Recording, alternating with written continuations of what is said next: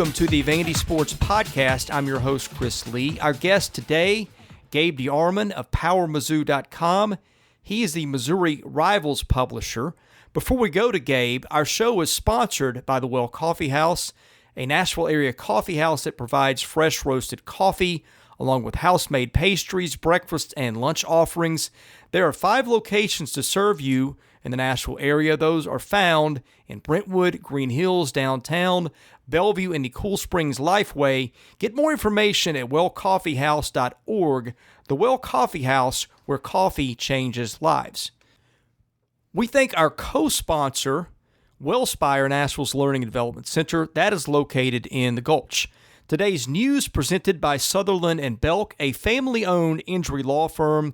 If you or a loved one has been hurt in any type of accident, call Taylor or Russell at 615-846-6200. See what your rights are and if they can help.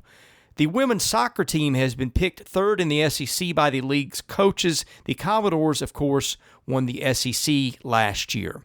Our guest line, presented by Boll & Branch, started by Vanderbilt graduates Scott and Missy Tannen. I've slept on Boll & Branch sheets for years. They are amazing. I had no clue how comfortable sheets could be until I got Boll & Branch sheets. They are fair trade certified. That means they've been made under safe conditions by men and women who were treated and paid fairly. Try them for a month. They've got a 1-month return policy, but you're not going to need it because you're going to love them just like I do. Once you get the sheets, try the mattress. That was voted best mattress of 2018. Go to bollandbranch.com. That's spelled B-O-L-L. Enter the promo code Vandy to get $50 off your first set of sheets. Gabe DeArmond joins us now. He is the publisher at PowerMizzou.com. That is Missouri's home on the Rivals.com network. Gabe, thanks for joining us. How have you been, my friend? Hanging in, Chris. I think we have 4 or 5 open practices left in camp, so we're on the back end of it, which is always good for the rare few of us who actually still get to watch practices. Yeah, well, that's a good place to start because Missouri went in a polar opposite direction of the other 13 SEC schools. We had great access with Vanderbilt. Vanderbilt totally went the other way, although I think it is better than it is at some places. We might get to see 20 minutes of mostly meaningless stuff, but other schools get 6 or 7. Missouri, on the other hand, I think has opened up just about the whole thing. Is that correct? Yeah, I think they've got maybe 4 practices that were closed, something like that. 14 out of 17 are open. And now, open is a relative term. We get to be there the whole time, but you can't report on specifics of practice. So it leaves us all kind of going, so is this something we can write about, or are we just here and we didn't really see what we saw? The injury policy has, let's say, evolved a couple of times in the last week. So it's interesting. We're there, which is valuable in the fact that you can, kind of form some impressions and all that. But it's also a little bit confusing in that you're here, but you kind of have to ask us about some things before you just go writing about them. So, it takes a little effort. What is your thought on that in general? Because it's changed from everything was open all the time, maybe a few decades ago. And I can sort of understand from a coach's perspective, there's millions of dollars on the line in contracts. Guys get fired after 8-4, 9-3 seasons a lot of places. So there's a lot of pressure. I guess you could be thinking as a coach, a lot of games come down to a point or two, and is some little thing that slips out the difference between a win or a loss. I don't know if it's that dramatic, but what are your thoughts on balancing maybe whatever gets out of practice that would make a coach uneasy with the policies that you see now? Well, number one, it's their program. They can do whatever they want. Just establish rules. We will play by them. They set the rules. But I am struck by the fact that NFL training camps let fans in. There were 8,000 people at the Kansas City Chiefs' first training camp practice. They will play 4 preseason football games, which are televised. which other teams will have film of. They scrimmage against other teams. It works for them, okay. I've told coaches, look, training camps, spring football, like these are times we're not there to divulge state secrets and to make you look bad. We're there to find interesting stories so that fans know the players on your team. When they know things about the players on your team, they tend to root for those players a little bit more. It's a positive for everybody. I love what Herm Edwards did. He coached in the NFL, and he went to Arizona State and said, come in. They're going to have to learn to talk to you if they want to play in the pros. Come in. Everything's open. I would do it that way if I were a coach, but coaches tend to, especially college coaches, think they are protecting nuclear codes and think that if they let the unwashed masses of the media into practice, somehow then maybe that will give Kirby Smart the little added edge he needs to beat Missouri in Week 9. Football is such a copycat sport. I mean, you look at the NFL now, you look at the coaches they're hiring, and now it trickles down to media policies, and it just seems like they all do the same thing. If someone starts something a couple of years later, it's like it's sure to filter down to everyone else. Well, and the funny part was Dave Matter, who covers Missouri for the paper in St. Louis, tweeted out at the beginning of camp, all the open practices, and a guy who covers Alabama retweeted it and said, Alabama fans, would you want Nick Saban to open practice like this? And it was like 80% no. Alabama fans are just like, just win every single game you ever play. We don't care if we ever know anything about them. So whatever. I mean, we'll do our jobs. I tell coaches all the time, like, it's my job to find things out. I've been here a long time. I'm going to eventually find them out, whether I'm standing on the sidelines or not. But you guys do what you want to do, and I'll do my job the way I need to do it. Well, let's get into Missouri. What's the mood around the program right now, just between the fans, the decision makers? What do they think of the job that Barry Odom has done and the direction that program is heading? Well, I would say there's a lot of optimism, guarded by the fact that they know the kick to the groin could come from the NCAA at any time. About where this season can end up. But Odom's he's increased his win total all 3 years.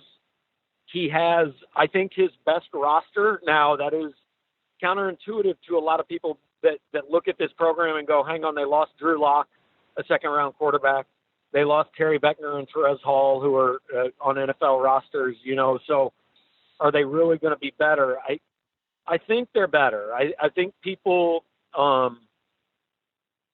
that aren't around the program every day probably didn't quite understand what he took over at the end of 2015. It was a program that obviously was embroiled in national chaos, but beyond that, the talent level had slipped. The protests and all that were not the only reason that Missouri went 5-7 in 2015. It was a roster that needed to be repaired. They feel like they have done a lot of repairing of that roster, and then you look at their schedule this year. I mean, Missouri is going to be favored in, I would say, at least 9 football games this year. Could be 10.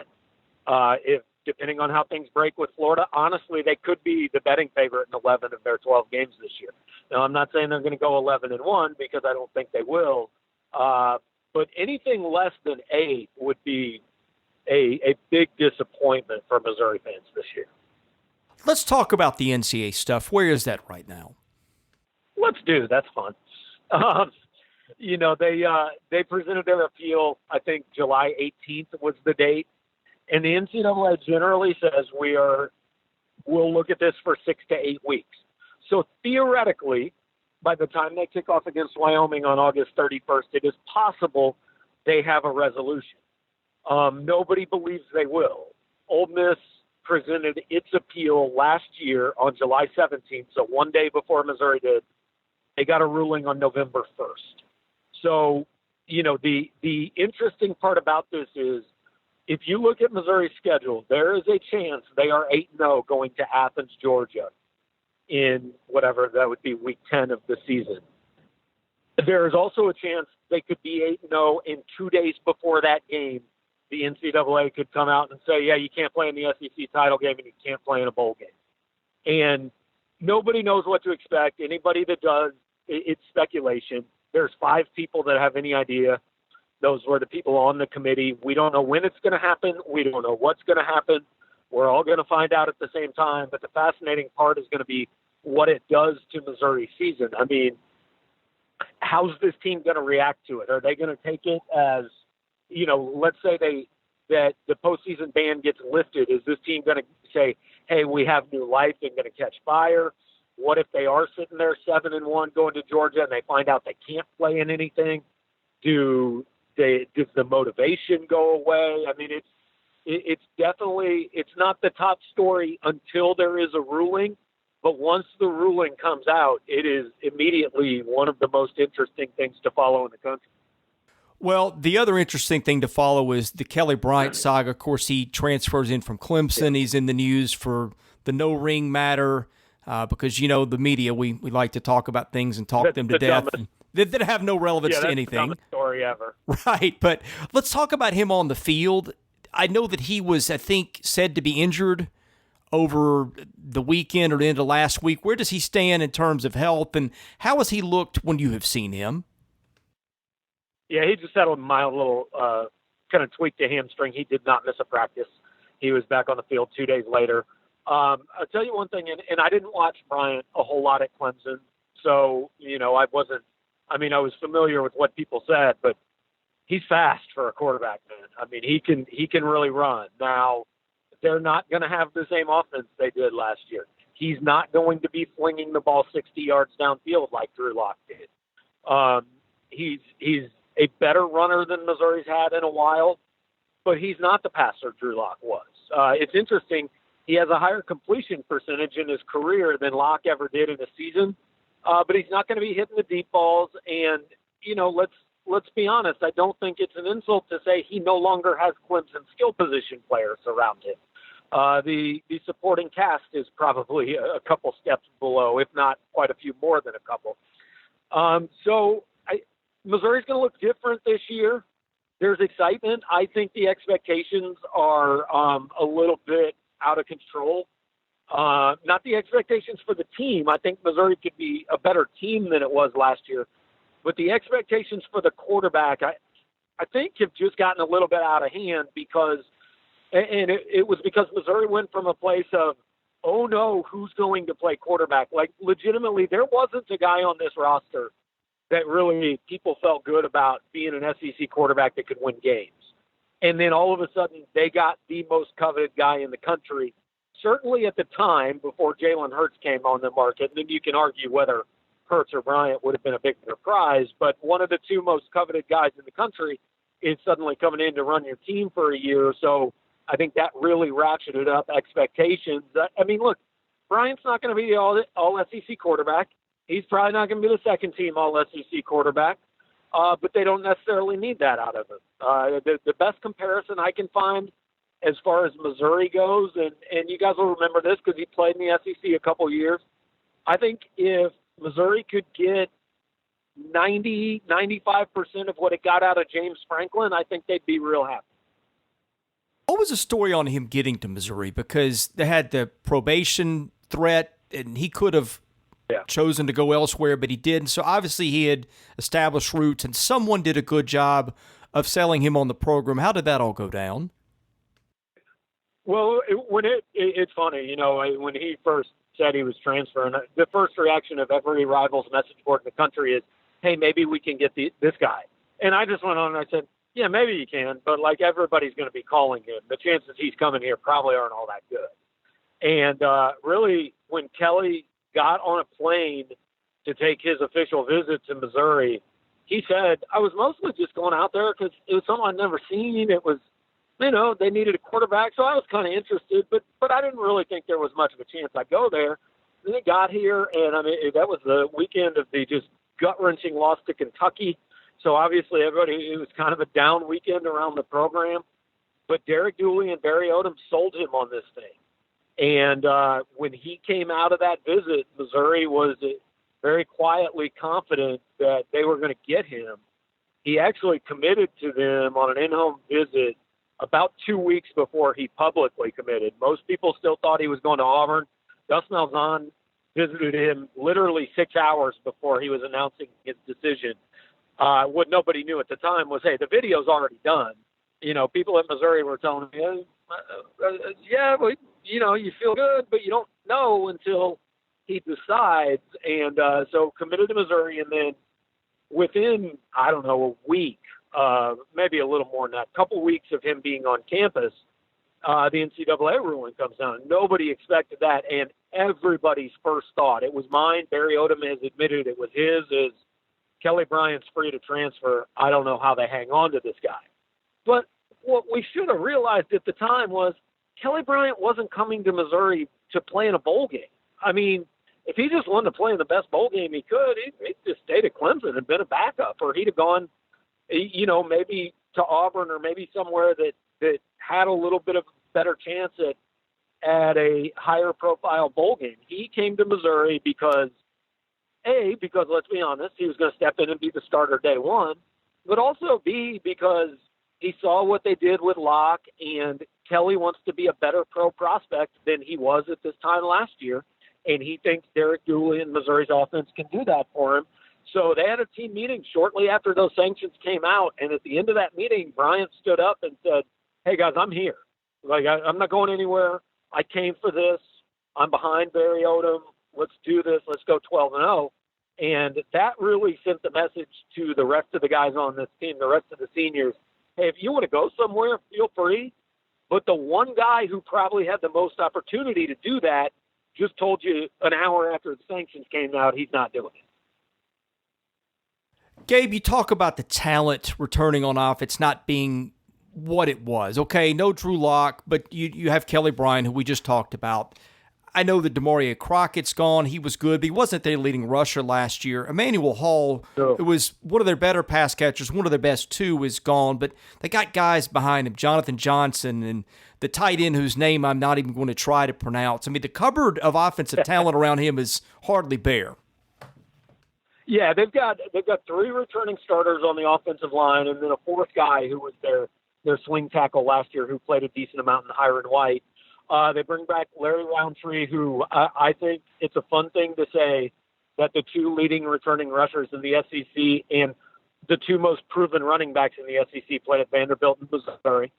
Larry Roundtree had 230 or something like that in the bowl game against Oklahoma State. And he had part of the reason Demaria Crockett went pro was Larry Roundtree was the starter. I mean, Demaria was going to be the backup here. Albert Okwuegbunam, he missed the last 5 games of last year. He's back. CBS Sports just named him preseason All-American at tight end. The wide receivers, I mean, Emmanuel Hall missed about half the year last year anyway. I think they were 1-4 without him. So he was obviously a huge part of the offense. But, wide receiver to me, especially in these spread offenses, it's the most eminently replaceable position. I mean, don't get me wrong. If you get an Amari Cooper or a Julio Jones or something like that, obviously it makes a huge difference. But you can put a lot of guys out there that are going to catch passes and have 700-800 yards in a spread offense these days.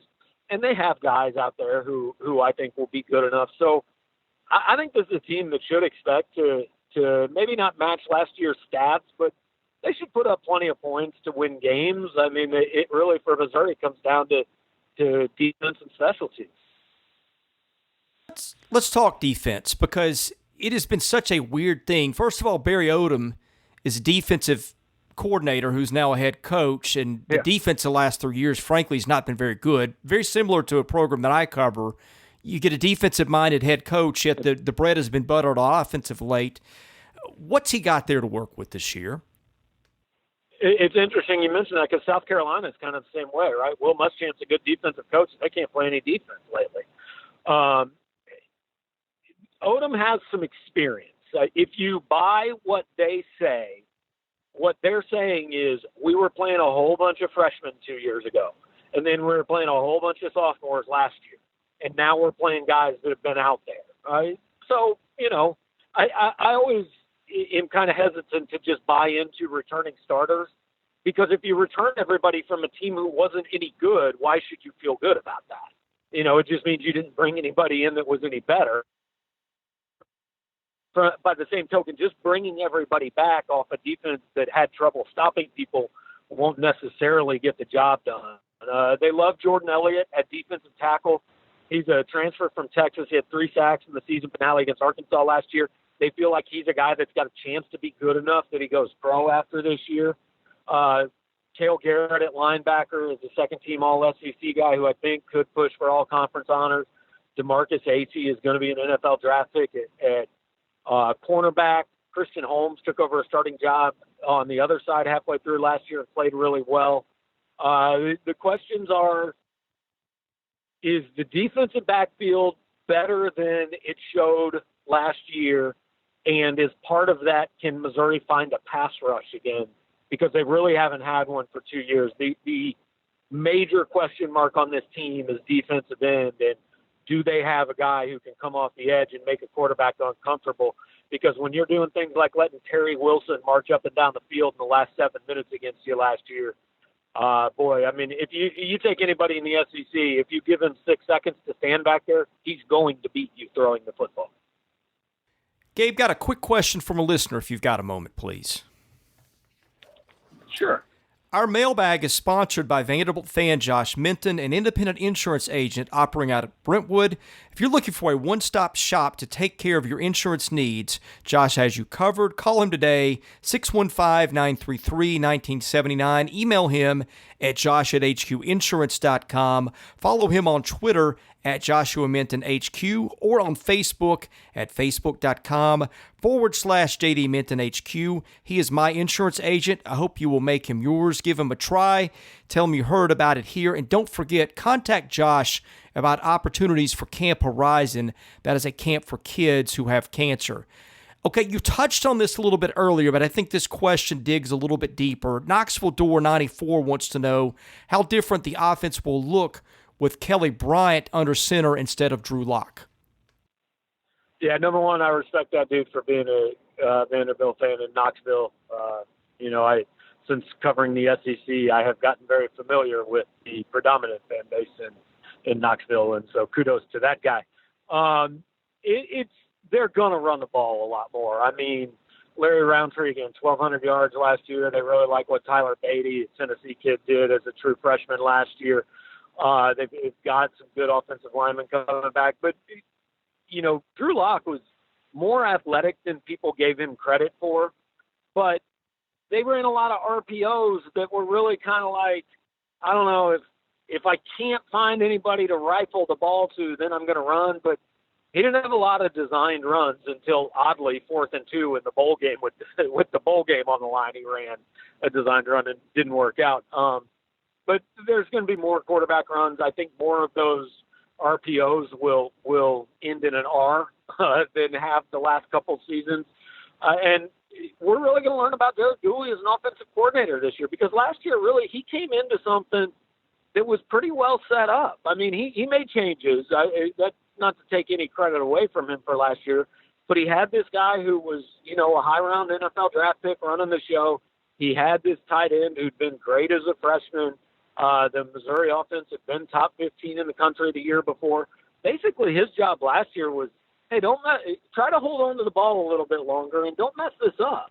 Now he's got more of his own guys. He's got another year here, and he's got different personnel that he needs to mold his scheme around. So we're going to find out a little bit more about him as an OC and as a play caller than I think we did last year. Gabe, thank you so much for your time. I want to give you a minute to tell folks about your site. Of course, our audience is familiar with Rivals.com. You, again, are the Missouri publisher over there. If there are any stories that you think a Vandy audience might like to read, tell them about that. Of course, we'd like to know where to follow you on Twitter, all those kind of things. I'm going to give you the floor as we end the show today. Yeah, I mean, Twitter is just my name, Gabe DeArmond, DeArmond.